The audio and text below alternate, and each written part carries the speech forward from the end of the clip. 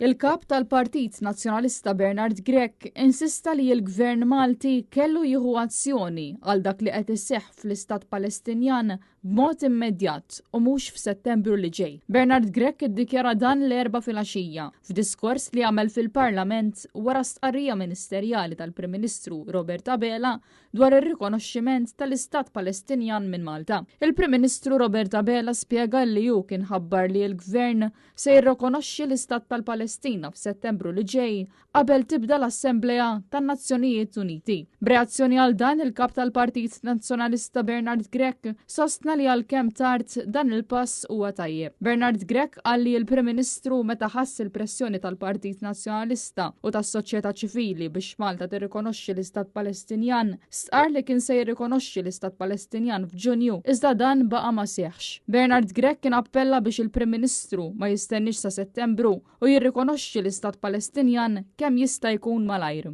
Fid-dibattitu parteċipaw ukoll id-deputati Beppe Fenekadami, Mario Da Marco u Tony Bezzina.